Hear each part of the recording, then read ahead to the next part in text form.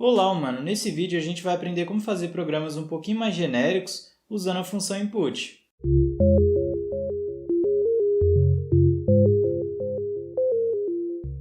Só para contextualizar, imagina que você tem que fazer um código que simplesmente imprime um nome e uma idade.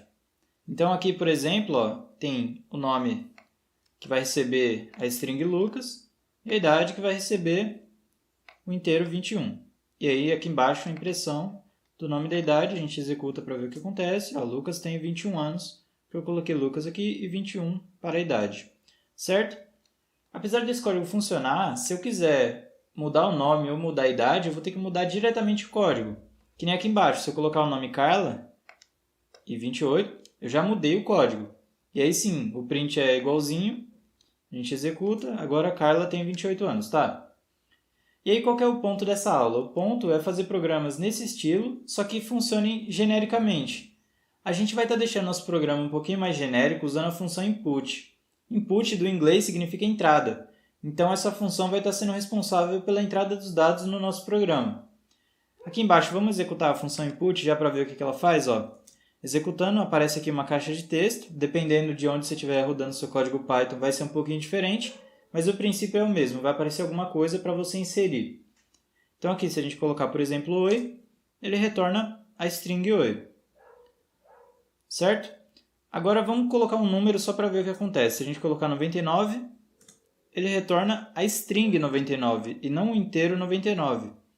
Então isso já diz para a gente uma coisa importante. Ele diz que qualquer coisa que você colocar no input, o retorno dele vai ser uma string. Então o input ele sempre vai estar retornando alguma coisa e essa coisa sempre vai ser uma string. E se você lembrar das outras aulas de Python, você já deve saber que os comandos são executados de cima para baixo. E é a mesma coisa com o input. Se você tiver dois inputs no mesmo código, o primeiro input vai abrir uma caixa de texto, o que você inserir lá vai ir para o primeiro input, a segunda caixa de texto vai para o segundo input, que no caso aqui vai ficar com y.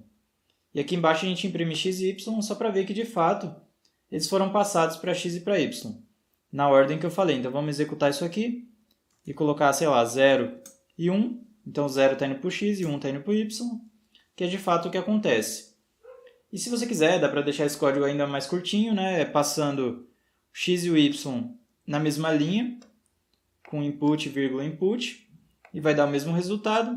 Claro, você poderia também fazer o print numa linha só, né? Mas eu acho que ficaria meio feio. Desse jeito aqui fica legível ainda e fica mais curto, então eu prefiro, mas só para o caso de você ter interesse em fazer mais curto. Apesar do input retornar uma string, nem sempre você quer trabalhar com strings. Então você pode estar inserindo um número para fazer uma conta com ele, por exemplo. E aí você não vai conseguir fazer conta se esse número tiver sido convertido para string. Então o que a gente faz?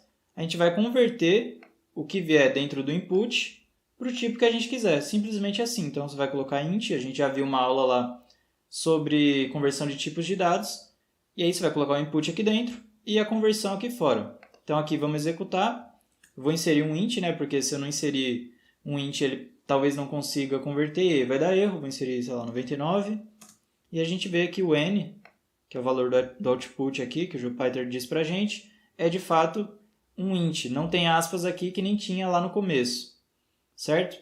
E a mesma coisa para um float, se você colocar 0.1, olha lá, ele retorna um float e não uma string. Como eu sei que não é uma string, porque não tem aspa, nem simples nem dupla. E agora a gente já consegue voltar naquele problema do começo para fazer um código genérico, um código que a gente não precise ficar mudando ele toda vez que mudar a entrada, desde que a entrada faça sentido, obviamente. Então vamos ver um exemplo aqui. Se a gente passar o primeiro input para o nome, o segundo input para a idade e simplesmente a gente imprimir. Então, sei lá, vou colocar aqui, vou executar esse código, colocar o nome Carlos e a idade 57. E aí Carlos tem 57 anos, beleza.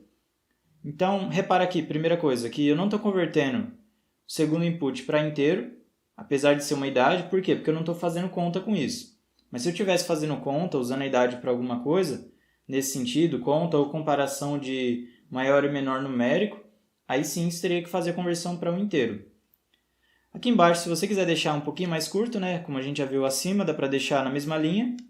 Então, o primeiro input vai para o nome, o segundo vai para a idade, normalmente. E se você quiser, dá para deixar ainda mais curto e fazer numa linha, dentro de um print.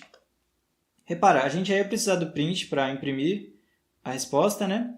Só que se você colocar o input aqui, repara, olha esse print aqui, tem um nome. Então, no lugar do nome, a gente já coloca o primeiro input. E aí o tem, igualzinho. No lugar da idade, a gente coloca o segundo input e anos, só para complementar a frase. Então, vamos executar aqui só para ver que vai dar a mesma coisa, né? Opa, espera aí que travou tudo. Carlos, 57.